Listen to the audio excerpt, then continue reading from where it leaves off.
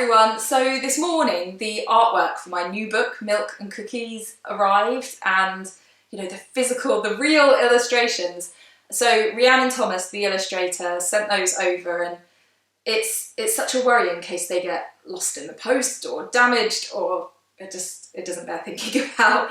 But so those arrived safely and they are so beautiful. It's a really different experience holding the actual artwork in your hands, and because it's to scale, you get an actual feeling of how the book's going to look. It's really different to just looking at a photo of it, because obviously I've been talking to Rhiannon and she's been sending me pictures as the artwork progresses, but actually seeing it is a really different experience, and it's going to be such a beautiful book. I can't wait. So now the artwork's done and it's safely here. Next week I'm going to go and take the artwork to be scanned, and then I'll start building the files for the books. So it's all happening now. It's very, very exciting. If you're new to this channel and you haven't heard me talk about this project before, there's loads of information in the Kickstarter link below. So Milk and Cookies is a children's book that explains what breastfeeding is, and it has lots of lovely animals in it. It's so cute, and I'm raising money for the book to be able to publish the book via Kickstarter. So if you wanted to go on there and if you were interested in backing the project, then that would be amazing. Or if you wanted to share the link with somebody, that would also be amazing. But equally, if you just want to have a nosy and find out some more, then the Kickstarter link is the best place, because there's so much information on there. So yeah, do click the link below and just find out a bit more about the project. But I thought, since I received the illustrations, it was a really good time to sit and talk about the kind of story of the book so far, because actually the majority of that is to do with the illustrations. So I actually tried to illustrate this book myself, and I'm going to talk through that process and how everything changed, and I ended up working with Rhiannon. Yeah, and just sort of explain where we're up to now. So the idea for this book was something that had been going around my head for a few years, the kind of basic concept that it would be a children's book that explained what breastfeeding is and used the idea of how animals feed their babies, because I think that's something that children can sort of relate to, because they've seen animals feeding in zoos or in farms or in pictures, in books. It was just something that children would be familiar with. And so I'd had that going around my head, and then at the beginning of last year, before the pandemic hit, I'd been going into schools doing author workshops around my book Lily the Limpet Gets Lost, and so I spent the beginning of the year developing materials, and then in March in particular I'd been going and doing these author workshops and absolutely loving it, because I'm an ex-teacher, so working in schools is just, yeah, I was in my element. And so when the pandemic hit, I was really in the headspace of talking about children's books. I was excited by being a children's book author, and although I always intend to also write adults books, the book after Milk and Cookies will be a book for adults. I was in that sort of creative space of wanting to work on a new children's book. So I thought, I'll work on that idea that I've had for a while, the sort of breastfeeding idea. And so as the pandemic started, I thought, well, I'll draft that story out and see where that goes. And I wrote a draft and revised it and edited it and got to a point where I really liked the way that the story worked. I thought it was really cute and was very excited to develop this idea and take it further. And it was also, the whole idea is something that I'm really passionate about, and it just felt like something that I really wanted to take further, you know. And so the thing with the pandemic is, one of the things with the pandemic was that obviously there's no events, so there's no book selling events, there's no going into schools, there's no, all of the things that I've been doing to sell books to people weren't happening anymore. And so I didn't have the money coming into my business that would allow me to pay for an illustrator. And so on my previous book, Lily the Limpet Gets Lost, I'd worked with my sister-in-law, Evgenia Blackery, but I wanted to work with her on another book in that same series, so that her artwork is with that sort of family of books, if that makes sense. And so that's actually something that's in progress at the moment. And so although it had been an amazing experience working with Yevgenia, and that's, you know, why we're working together again, I wanted to approach this book in a different way. And so I thought, well, it's okay, you know, I don't have the money to pay an illustrator, but I'll illustrate it myself. That's fine. Now, I should know better. You'd think I'd have learned, but I thought, well, you know, we're under lockdown. What better time is there to learn? I got a C at GCSE in art, you know, I can draw. And so I just thought, well, I can teach myself this. So I was watching lots of YouTube videos about illustration, reading lots of things, trying to take in as much information as I could. A lovely friend of mine bought me a course on illustration, which I did, and which was amazing, really, really interesting, like an online course. And I thought, you know, with all the time we have, I will just work on this over lockdown. And as sort of everything was looking to extend more and more, I was like, well, this is just a project I can work on when I can't go out to events, can't really do very much of anything else. So this is what I'll do.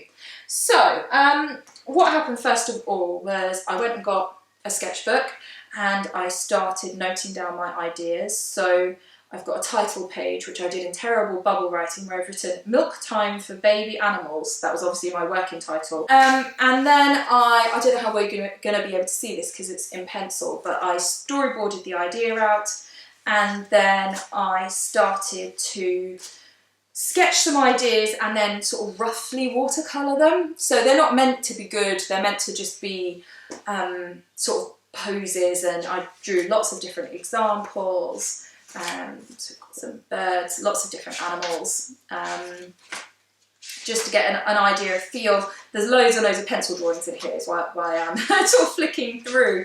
And yeah, to just try out different elements and try out colours, just spratting colour all over the place. In fact, let's find my daughters wanted to join in, so we have their contribution.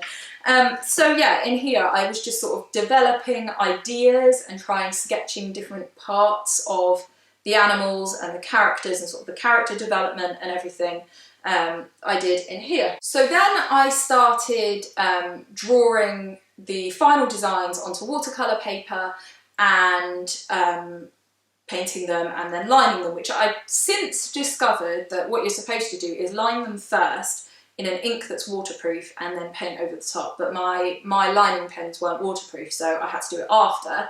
And I'm not very good at lining, I discovered.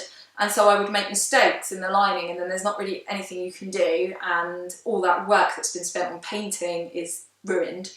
I had to buy a light box so that I could transfer the images that I'd drawn out beautifully on this watercolour paper and then screwed up the actual painting or lining of it, and then having to trace it and try again and again and again. Some of these images I did 5 or 6 times. Give you an example. Let's see, so giraffes. So I've shared Rhiannon's image. I'll show you it in a bit, the real one, but my version. So on this one, I'm really happy with the giraffe pattern, or you know, the actual giraffe print. Not so much with the background, but I really like the actual pattern on the giraffe. But as I was lining it, I made a mistake. I tried to save it using some water because the ink, like I said, in the lining pen is water soluble, so I was hoping I could save it. Ended up overworking the paper, totally and utterly destroying the painting. So there's an example. I've ruined the giraffe's neck. So I had to do it again. I think I did it a few times. This was the one that was kind of the final design. I still wasn't totally happy with it, but it was kind of the best I could do. Another example is when I was working on dolphins. So these are common dolphins. And on this one, I hadn't used enough water in the background, the sea, and it doesn't look like watercolour is the best way that I can describe it, because I just used way too much paint in it. And so I tried it again here, but I kind of put a bit of a purple in it and it looked weird, so that's not the final one either. Yeah, I mean, I don't hate a lot of these, but they just didn't work. They just didn't work particularly well, and I was doing little vignettes, I actually quite like this one, that were going to go on the facing pages with the text, so there'd be that with the text over it and then something facing it. So I was working on these small images as well. I had nightmares with drawing faces, so I would draw the characters and then I would end up redoing their faces. So we've got headless people. I actually have a little box in our dining room where I started, I don't even know why, but when I was redrawing these faces and then cutting them out, because what I was trying to do when I kept making mistakes was to redraw the element of it that, you know, because often it'd be one tiny thing that was bothering me. So I would try redrawing that so I could stick it over the top and then it should scan looking okay, and or at least I could tidy it up, or even it might mean that I could then try and trace that and repaint that, or I don't know, it's part of my process. Anyway, so in the dining room, I've got a little box of heads, which my kids think is hilarious. I don't even know why I started putting them in there, but there we are. I guess he lost his head at some point. So I had a total nightmare producing these, and I tried so hard. I started doing things like painting backgrounds, and then in fact that's where that man would have come from, so then I could stick the people on. I tried doing it that way because I was struggling with each element, so I thought, well, if I do the background and then the people, then if there's a mistake on any of those parts, that won't matter. I can just redo that little part of it. That's what I was trying to do. So I ended up with a folder of finished pieces. This is probably about half to maybe 2/3 of the book that's in here.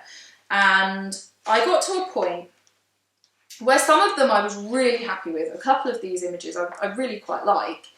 I was really struggling with people's faces, with making things look kind of lifelike. And I kept looking at them, and even the ones I thought were all right, I didn't think that they were good enough. So I kept, as I was reading my children their books, thinking my pictures are not as good as the illustrations in their books. You know, I don't think that they're terrible, even, I mean, obviously there's ones with mistakes, but the finished pictures, you know, it's a giraffe. It looks like a giraffe. I think it's quite cute. She looks a bit shifty, but aside from that, it's, you know, it's all right. Is it a children's book illustration? That was my question. I actually might put this on the wall in my daughter's room. She likes giraffes. So I was really struggling with my anxiety. Obviously, the pandemic was going on, but also because as I was working on these pieces, I was feeling constantly like, oh, it's not good enough. Oh, this is rubbish. Oh, I made another mistake. Oh, for God's sake. Oh, there's that. I can't get that right. And oh, that doesn't look right. And, you know, not feeling kind of comfortable and like I knew what I was doing, but just all the time feeling bad, and my anxiety was getting worse and worse and worse. And I got to a point where I thought, okay, the images I've got left are really difficult ones to do. And it's going to take me months to finish this project, and I'm not really happy with the final pieces I have now. But the big question is, are these ones that I've done that I think I probably can't do any better than this, are these good enough? Because if these aren't, and at this point I'd probably spent 4 months, maybe even more, working on this, I thought if these aren't good enough, then I need to stop. Because yes, I can keep making myself feel bad if there's, you know, I can be sort of stubborn about it and get through this project if it's going to actually produce the artwork. But if ultimately I'm not going to be able to use any of this, then what's the point? So I'm on this Facebook group, a really amazing Facebook group for authors and illustrators, children's book authors and illustrators. And I took photos of these finished pieces and put them on there and said, what do you think? You know, explained my position, said I'm feeling really anxious about this. It's, you know, I'm really worried about the whole thing. What do I do? You know, tell me, are these good enough? Is this worth working on or not? And a couple of people came back and went, oh, they're really good, I really like them. I'd use them, you know. And a couple of people came back and said, no, you need to stop. So I thought, well, you know, just because a few people say stop doesn't mean stop. And I chatted to them in the comments, and one person in particular who I said to them, you know, can you explain what it is about it that isn't right? And they explained, and I was like, yes, that's it. I couldn't put words to it, but that's what's bothering me about these illustrations. And a lot of it was to do with the posing and the fact that the posing of the characters in general, the giraffes aren't so bad actually, but the posing isn't very dynamic, or it looks off. So if we take the example of the kangaroos, they look really static, and that's why they kind of lack character. They lack that lifelike quality. They just look like, I don't know. And as soon as she said that, I think it was a woman, I can't really remember, as soon as they said that, but as soon as they said that, I was like, that's it, that's what's been bothering me. And you're right, I can't achieve that, certainly not yet, not quickly, you know. I'd have to work on it for years, because people who do illustrations for children's books have been doing this for years and years and years, and they've learned, and they, you know, from experience, from knowledge, from all this stuff. You know, I've just spent a couple of months doing this, and this isn't ready. This is going to take me forever to try and get what I want, which is these sort of lifelike characters. And so my husband was like, oh, you know, that's just one person. I was like, no, that's the thing that's been bothering me, and they're right. And I think that you do need to be able to be self-critical and recognise what it is that's holding you back. And I said to him, you know, these images are just not good enough. They're all right, but they're not good enough. And ultimately, you know, if I'm showing them to a group of people and about half of them say, no, they're not good enough, you know, that tells you something. So yes, of course, I could have carried on with these. I could have produced the last third or so of the book and turned it into a book. It probably would have looked all right. It would have been amateurish, and that's not where I like to be. I like to be as professional as I can, and I decided to accept the fact that that I needed to stop. I needed to stop, because I was spending time on something that I probably couldn't ever achieve a good enough result, because I'm creative, but I'm not an artist. I can write, I can make music, I can be creative in general, but although I enjoy painting and drawing, it's not my strength. And so I shouldn't be illustrating a book. But also I had to recognise the fact that in a time of great stress, I was putting myself through this thing that was making me feel all this self-doubt and anxiety. And that was not a good thing to be doing to myself. So at that time, I took all of this work and I put it away and just thought, oh, well, that's that then. And at that point, I worked on another book, which is the book that will be following Milk and Cookies. And I wrote that and drafted that, and I'll talk about that at another date. So I kind of parked that idea, but I had constantly in the back of my mind that that was the project I wanted to do next, and it was the project I was passionate about, and the story was so good, and it was just the next project. I can't explain it better than that. And it was constantly nagging at me how to make this book real, how to do it. And I started to find myself keep researching different illustrators, and what about if I use this person or that person, or how about if I did it this way, and what if I, you know, all this stuff. So I started to collect quotes again because, yeah, I wanted to look into, okay, how much is an illustrator then? I had looked into illustration before, but I thought, let's see, let's start to collect quotes. And I started to ask around, and so I spoke to a few illustrators, but Rhiannon had worked with another author tuber called Karina Christie. I will link her channel below. She'd worked with her on a project called Pash and the Blue Bicycle, and I loved the artwork. And I said to Karina, I sent her a message and said, you know, how did you find your illustrators? And you know, I think she'd found Rhiannon via Instagram. And I contacted Rhiannon because I loved her work on that book. And as I say, along with a few other people, and I just fell in love with, I just vibed with Rhiannon, is the best way I can describe it. I love her artwork. I love her illustrations. I just totally vibed with her and was just like, this is the right person. The quote came back at a reasonable price, but I did not have that money to invest because we were still in a global pandemic, still had, you know, no work. So I sat on it and I thought about it. and I made the decision that I was going to do things the way that I have done it, which is to use a Kickstarter to crowdfund this project, to community fund this project, and make it a reality that way, because I was so passionate that this was a book that would be, you know, a useful part of the jigsaw in helping to normalise breastfeeding, that it was going to be so beautiful and people were just going to love it, and it was going to be a really positive book, and that it just had to become real. And so I contacted Rhiannon and said, let's do this. So we'd been sort of having conversations, and in January she officially started producing the artwork.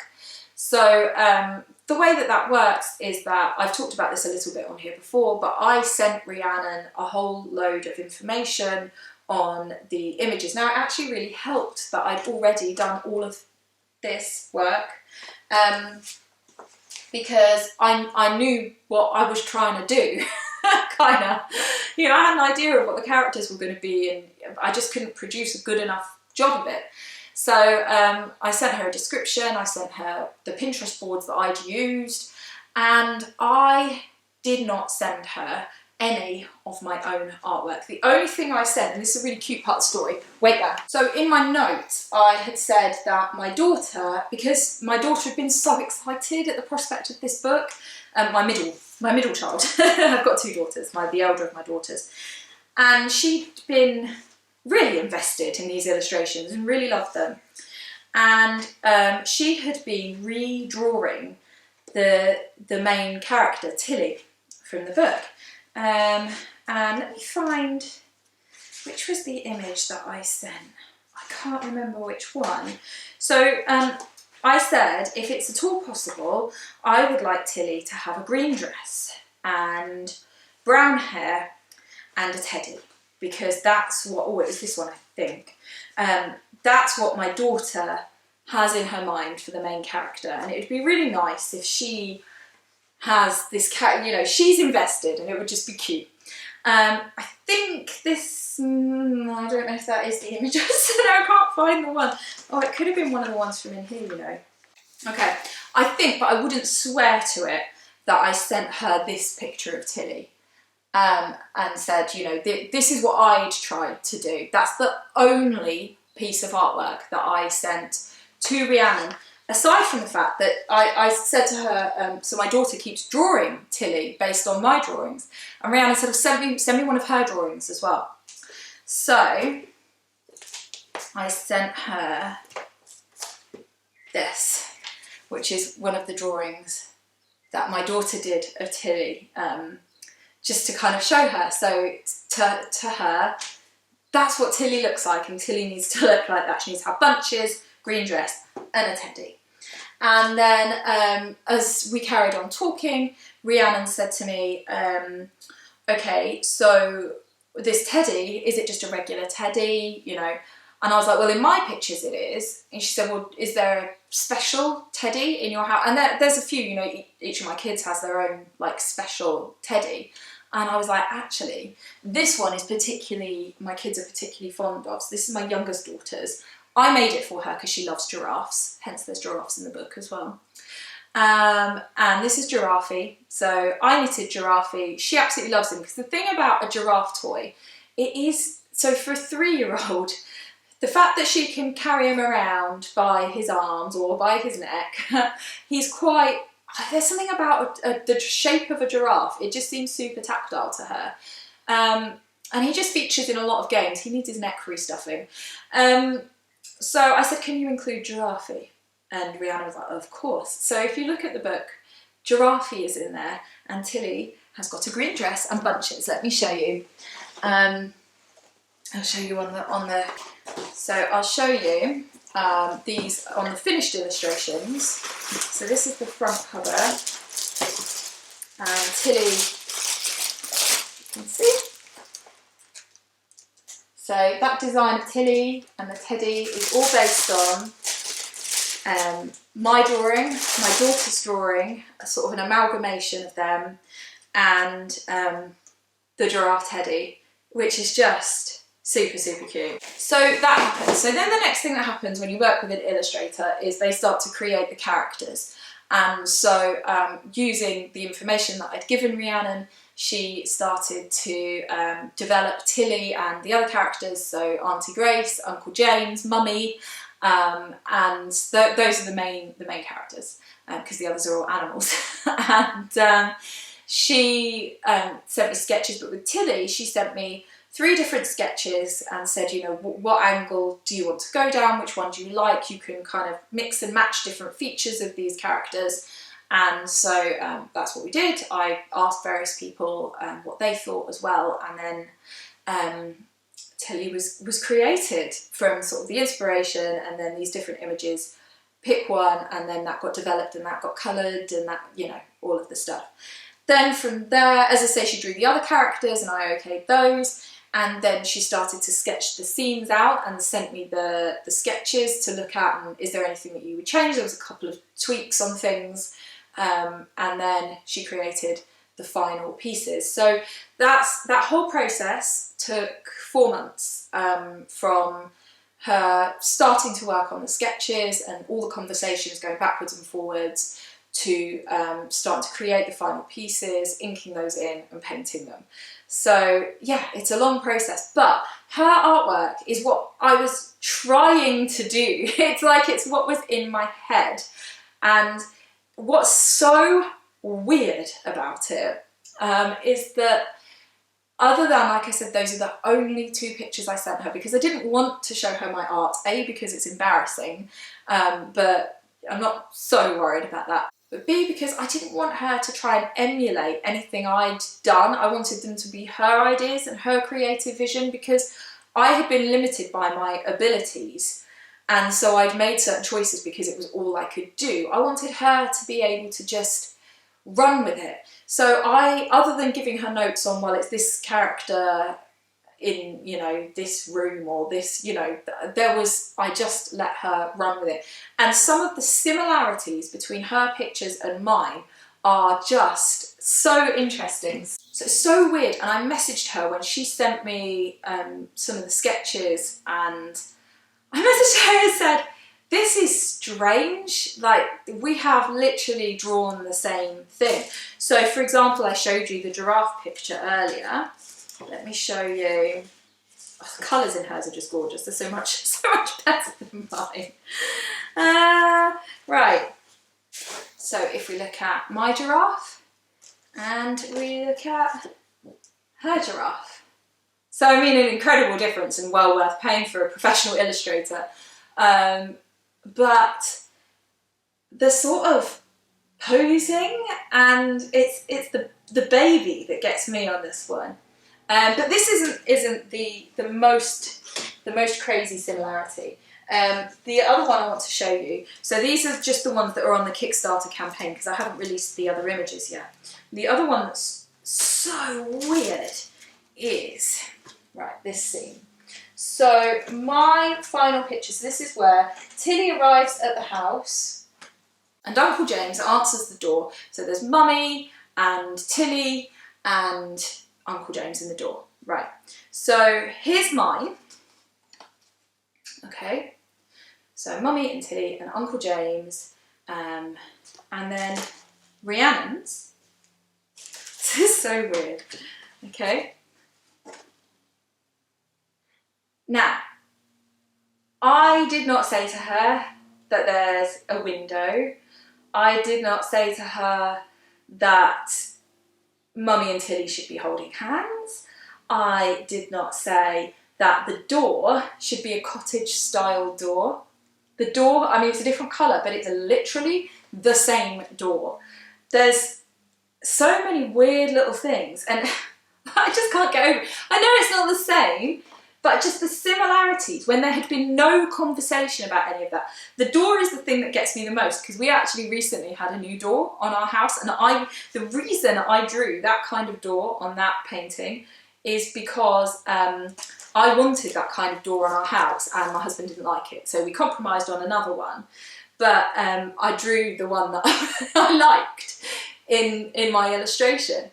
And then the fact that without any conversation we said, oh, And then the fact that without any conversation of me saying, oh, well, it's a cottage style door with a diamond shaped window, that's exactly what she'd drawn. And then just the posing, like, I don't know.